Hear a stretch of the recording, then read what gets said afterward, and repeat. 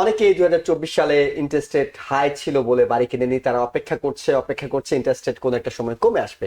Interest রেটের সঙ্গে বাড়ি কেনার সম্পর্কটা জানবো এবং 2025 সালে ইন্টারেস্ট রেটটা কেমন হতে পারে বলে আপনিও ধারণা করছেন।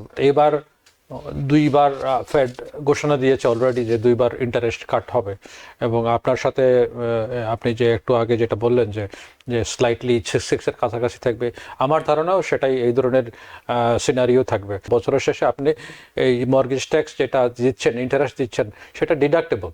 তো ভয় পাওয়ার কিছু না। যদি আপনি 8,000 টাকাও দেন, 6,000-এর বদলে 8,000 টাকা দেন, সেটা কিন্তু আপনার ট্যাক্স রিটার্নে সেটা আপনি ক্লেম করতে পারেন।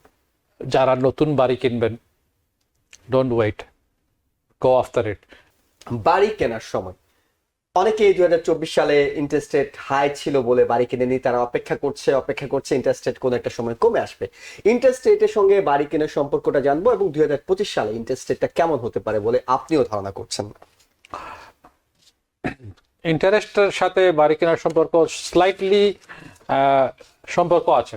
ওকে। একদম একদম যে সম্পর্ক নাই সেটা বলবো না, বাট এই যে 25 সাল আসতেছে, এটাতে এই আসতেছে বছরে মানে চলে এসেছে। চলে এসেছে। এই যে বাইং সিজনটা নর্মালি মনে করেন এই জানুয়ারি থেকে মার্চ একটু স্লো থাকে, কারণ because of the weather, because of ওই ট্রানজিশন করতে হয়, স্কুল কেউ আসলে মুভিং, change করতে চায় না মানে এই করেন সময়টা। যারা বাড়ি কিনবে সবাই তো একটা প্ল্যানিং করেই করে, কারণ স্কুল ইয়ারের মধ্যে লাস্ট কোয়ার্টারে আনলেস দে হ্যাভ টু, তা কেউ ওইভাবে মুভিং করে না। এবং ওইটার বায়ারাও জানে, এবং আমরা যারা রিয়েল এস্টেটের সঙ্গে জড়িত আছি তারাও আমরা জানি যে এটা একটু স্লো সিজন থাকে। তো ইন্টারেস্ট রেট বিগত যে বছরটা গেল স্লাইটলি একটু হায়ার ছিল, বাট বলবো না যে এটা ওভার দ্য টপ বলে কিছু ছিল। মানে ইনফ্লেশনের জন্য একটু গভর্নমেন্ট বাধ্য হয়ে করছে। বাট এবার দুইবার ফেড ঘোষণা দিয়েছে অলরেডি যে দুইবার ইন্টারেস্ট কাট হবে, এবং আপনার সাথে আপনি যে একটু আগে যেটা বললেন যে যে স্লাইটলি সিক্সের কাছাকাছি থাকবে, আমার ধারণাও সেটাই, এই ধরনের সিনারিও থাকবে।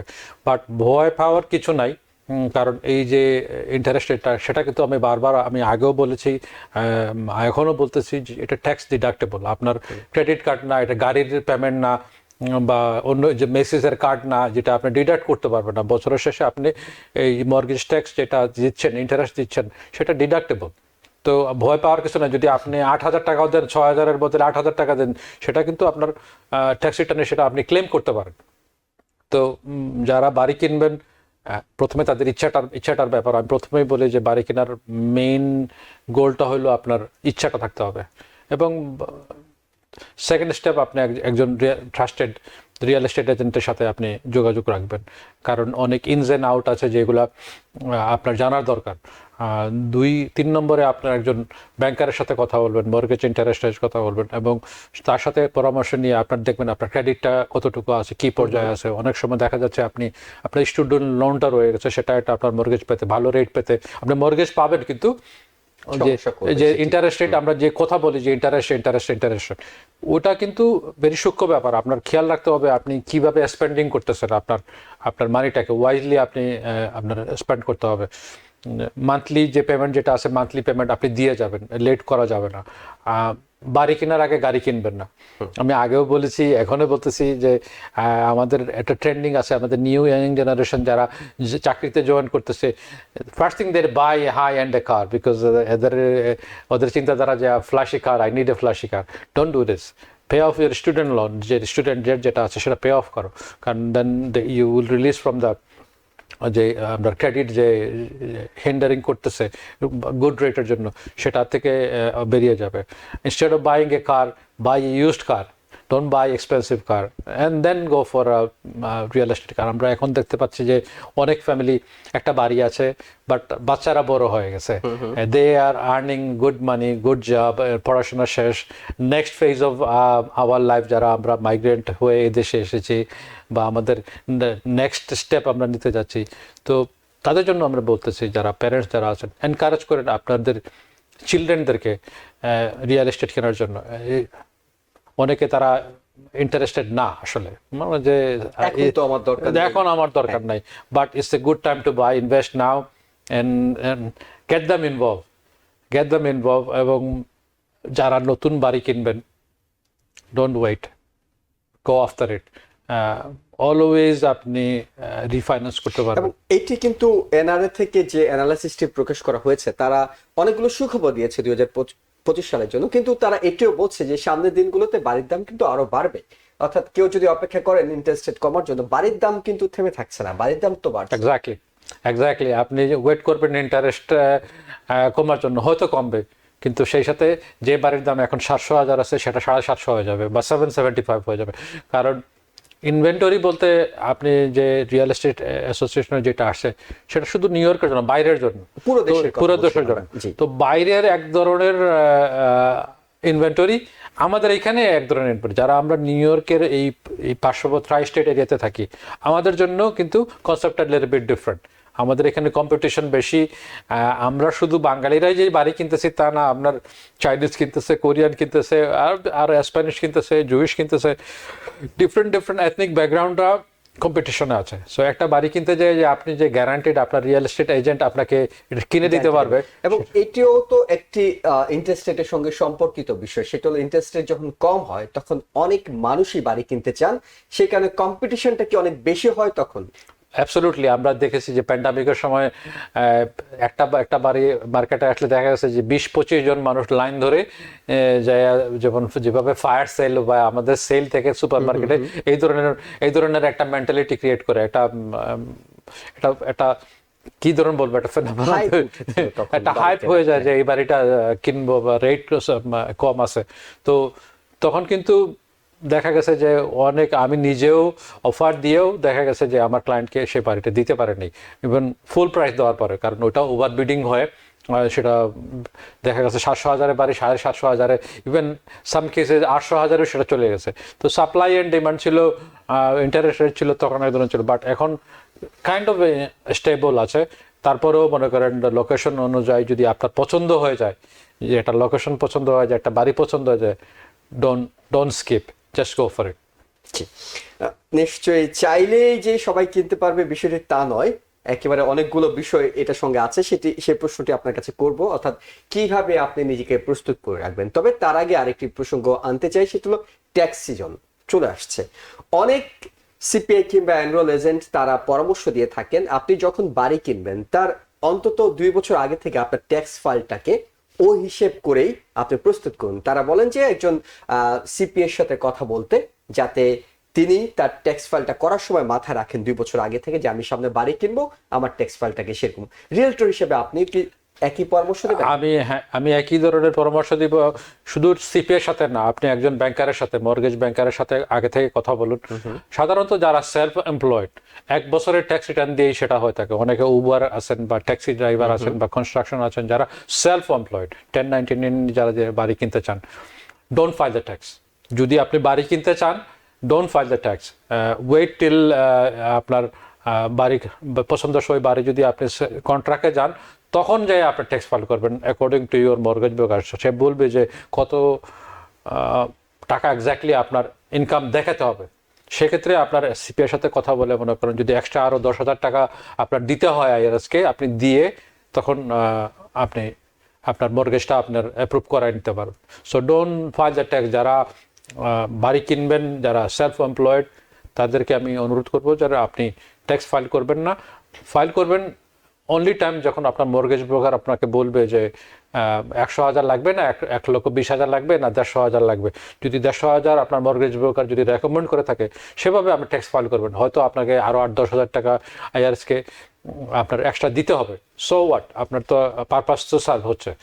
মানে আপনি ট্যাক্স ফাইল তো করবেন, কিন্তু আপনার পরামর্শ হলো যে সেটা নিঃসন্দেহে আপনি আপনার হোম লোন অফিসার কিংবা মর্গেজ এজেন্ট যিনি আছেন তার সাথে পরামর্শ নিয়ে করেন, কারণ তিনি আপনাকে ভালো পরামর্শ দিতে পারবেন কোন ভাবে ট্যাক্স ফাইল করলে এই ফাইলটা স্ট্রংলি রিকমেন্ড হয়।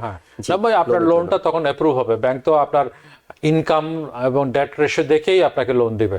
তো সেক্ষেত্রে আপনার যদি ইনকামটা ওদের ক্রাইটেরিয়ার মধ্যে হয়, ওদের একটা লিমিটের মধ্যে হয়, যে এই হইলো আমাদের গাইডলাইন, এই গাইডলাইনের মধ্যে যদি আপনার ইনকামটা থাকে, তখন আপনি মর্গেজে যে আমরা যে বেটার রেটের কথা বলতেছি, সে রেটটাও কিন্তু সহনীয় হয়ে আসে। এবং নর্মাল যারা নো ইনকাম চেকে যারা থাকে, সাধারণত 1 পয়েন্ট বেশি থাকে।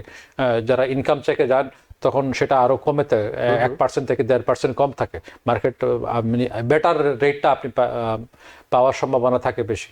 তো আপনি মর্গেজ ব্রোকার বা আপনার ব্যাংকারের সাথে কথা বলুন, এবং এবং তখন আপনার সিএপি এর সাথে যাই আপনি টেক্সট ফাইল করুন।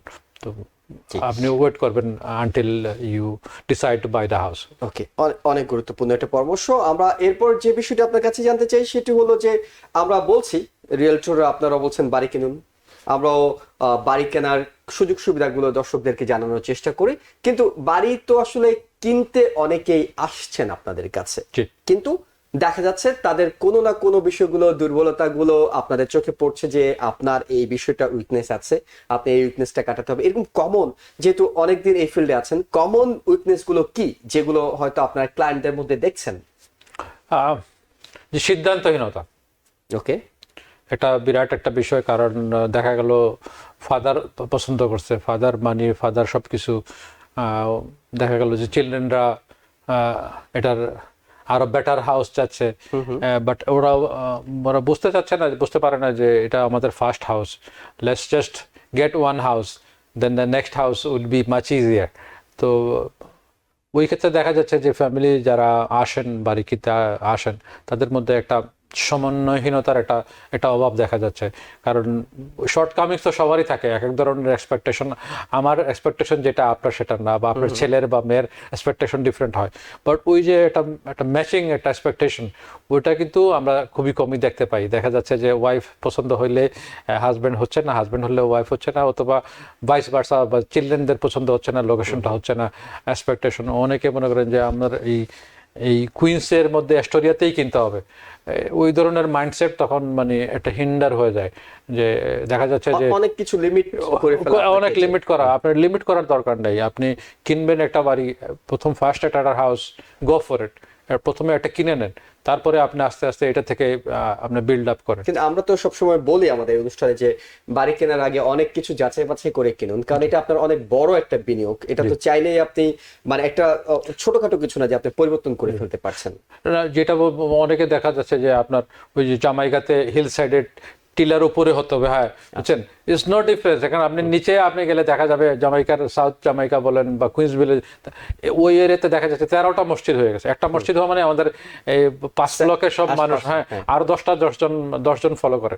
সেভাবে কিন্তু আমাদের কুইন্স যেটা ডেভেলপ হচ্ছে, যে জামাইকার, তো আমি ওইগুলো বলতেছি। এখন আর ওই যে আগের যে আমরা সাউথ জামাইকা যাব না, কুইন্স ভিলেজে যাব না, আমাদের ওই ব্রায়ারুডে থাকতে হবে, বা হিল সাইডের ওই জামাইকা মুসলিম সেন্টারের পাশে থাকতে হবে, বা ওজন পার্কে থাকতে হবে। ওজন পার্কে কিন্তু আর জায়গা কিন্তু আর নাই। আপনি সাউথ ওজন পার্কে আসেন, পাশাপাশি আসেন, আপনি রিচমন্ড হিলে আসেন, এক্সপ্যান্ড মানে এই যে 1 মাইল কোথাও একেবারে স্ট্রিক্ট হয়ে থাকা নেই যে আপনি এখানেই থাকতে হবে। একটু ফ্লেক্সিবিলিটি হলে আপনি বেটার হাউস পাচ্ছেন, এবং দামেও আপনি কম পাচ্ছেন। একটা ওজন পার্কে একটা বাড়ি আসলে দেখা যাচ্ছে 10 জন একসাথে বিট করতেছে, যে বাড়ির দাম 700,000 দেখা যাচ্ছে 850 চলে গেছে। তো ওইটা তো ওই কম্পিটিশন তো হেলদি কম্পিটিশন না, ওইটার তো দরকার নাই। আমাদের আপনি হয়তো 10 মিনিটস ড্রাইভে গেলেই আপনি হয়তো এর চেয়ে কমে অনেক কমে পেয়ে যাচ্ছেন। আরো একটা জিনিস আমি অ্যাড করতে চাচ্ছি, যে আমাদের ভিউয়ার যারা টিপিএনে আছেন, আপনারা স্টেটেন আইল্যান্ডও দেখেন। স্টেটেন আইল্যান্ড কিন্তু মানে আমাদের আনট্যাপড, মানে আমাদের কমিউনিটির লোকজন ওইভাবে যায় নাই। বেটার প্রাইসিং, অনেক বেটার প্রাইসিং স্টেটেন আইল্যান্ড। একটু আইডিয়া নিতে চাই আপনার কাছে, কারণ দর্শকরা আপনার এই কথা শুনে অনেকেই হয়তো আগ্রহী হবেন, হ্যাঁ স্টেটেন আইল্যান্ডে আসলে তো বাংলাদেশিরা খুব কম আছেন, তো সেইখানে যদি বাড়ি কিনতে চান কেমন প্রাইসিং এখন সেখানে? এই ধরেন 3 ফ্যামিলি 11 থেকে 12 লাখের মধ্যে পাচ্ছে, উইচ ইজ কুইন্সে যেখানে 17-18 লাখ, 5-6 লাখ টাকা কমে পাচ্ছেন। 1 ফ্যামিলি 500 থেকে 600-650 মধ্যে পাওয়া যাচ্ছে। এখানে কুইন্সে যে 7.5 লাখ থেকে 8 লাখ 8.5 লাখ। 2 ফ্যামিলি যেখানে 12-13 লাখ, যেখানে আমাদের কুইন্সে যেখানে 13-14 লাখ হয়ে গেছে, ওইখানে আপনি 900,000 $1 মিলিয়ন পাওয়া যাচ্ছে। রেন্টাল কিন্তু ওই ভেরি সিমিলারই, কিন্তু খুব যে কম স্টেটেন আইল্যান্ডে সেটাও না। যারা কিনেছেন আমার পরিচিত সবাই ভেরি হ্যাপি আছেন, এবং অনেকে আরো ইনভেস্টমেন্ট স্টেটেন আইল্যান্ডে করতেছেন। তো ভিউয়ারদের জন্য বলতেছি যে আপনারা মাইন্ডটাকে আপনারা ছোট করবেন না, যেহেতু এটা 5 বড়র একটা অংশ। আপনি যেখানে আপনি সুযোগ পাবেন, স্ট্যান্ডার্ড লোকজন থাকতেছে না, মসজিদ আছে, সব সিটির ফ্যাসিলিটি আছে। হয়তো আপনার একটা টোল দিতে হবে, আপনি তো এভরিডে আপনার জ্যাকসনাইটে আসা লাগবে না, নিউ জার্সি থেকেও তো লোকজন আসে, জ্যাকসন হাইট আসে, লং আইল্যান্ড থেকেও তো লোকজন আসে, কানেক্টিকাট কিন্তু সেখানে কেমন সংখ্যক বাংলাদেশিরা যাচ্ছেন? কারণ বাংলাদেশিরা যাওয়ার সময় তারা সবার আগে যেটা চিন্তা করেন একটা মসজিদ আছে কিনা, একটু গ্রোসারি আছে কিনা। জ্যাকসন হাইটসে তো এসে গ্রোসারি করে নিতে আপনি না করছেন, সেক্ষেত্রে বাংলাদেশি গ্রোসারি আছে কিনা সেই বিষয়গুলো হ্যাঁ, সবগুলোই আছে, সবকিছুই ইন্ডিয়ান, সবকিছুই আছে। আমরা তো স্ট্যাটন আইল্যান্ড তো only half an hour way from Jackson height. Right. এভাবে যে আসা যাবে না এটা ঠিক না, বুঝছেন? আপনার না, টোলের বিষয়টি আছে, আপনি এটা বলছিলেন টোল, সেখানে। এটা টোল তো আমরা এখন ম্যানহাটনে যাচ্ছি। আমাদের এই শো এর প্রথমেই আপনি শুরু করেছেন যে আমাদের এখন আর ওই কিন্তু ফ্লেক্সিবিলিটি নাই। আমরা ম্যানহাটন যেতে গেলেও আমরা কুইন্সবরো ব্রিজ দিয়ে ঢুকি, আর উইলিয়ামসবার্গ দিয়ে আমাদের টোল দিতে হবে, টোল দিতে হবে। তো ওইটা নিয়ে চিন্তা করেন। বাট আপনি যে জিনিসটা পাবেন, আপনার the value of the house, মানে আপনার টাকার ভ্যালুটা আপনি পাবেন। আপনি একটা 2 ফ্যামিলি কিনবেন, 1 ফ্যামিলি কিনবেন, 3 ফ্যামিলি কিনবেন, ইনভেস্টমেন্ট প্রপার্টি যেগুলো আছে ওইখানে much reasonable pricing, price wise. হ্যাঁ, তো আমরা একেবারে সময় আজকে শেষ হয়ে গেছে আসিফের চৌধুরী ভাই, কিন্তু আমরা চাই দর্শকদেরকে এই সম্পর্কে বিস্তারিত জানাতে, অর্থাৎ স্ট্যাটেন আইল্যান্ডে আপনি বাড়ি কিনবেন, বিশেষ করে বাংলাদেশি কমিউনিটি যারা, তারা নিজেদের সেখানে সম্প্রসারণ করতে পারেন। অর্থাৎ আপনি নতুন করে পরিকল্পনা করছেন যে সিটিতে বাড়ি কিনবেন, খুব টাফ, এত বেশি বেড়ে গেছে। আমার একটা লিস্টিং আছে জামাইকাতে, 2 family house, very reasonable price, under 900,000, মসজিদের কাছে, 2টা গ্রোসারি পাশে আছে এবং সার্ফিন সাবওয়ের একদম পাশাপাশি। তো দর্শকদের যারা আমাদের সাথে জড়িত, যারা ইন্টারেস্টেড আছেন, যদি 2 ফ্যামিলি হাউস কিনতে চান, যোগাযোগ করতে পারেন আসিফ চৌধুরী 9177415308, এবং স্ট্যাটন আইল্যান্ডও যদি কিনতে চান আমার সাথে যোগাযোগ করুন। ধন্যবাদ। নিউ ইয়র্ক থেকে সম্প্রচারিত TVN 24 টেলিভিশন, বিশ্বজুড়ে বাঙালির কণ্ঠস্বর।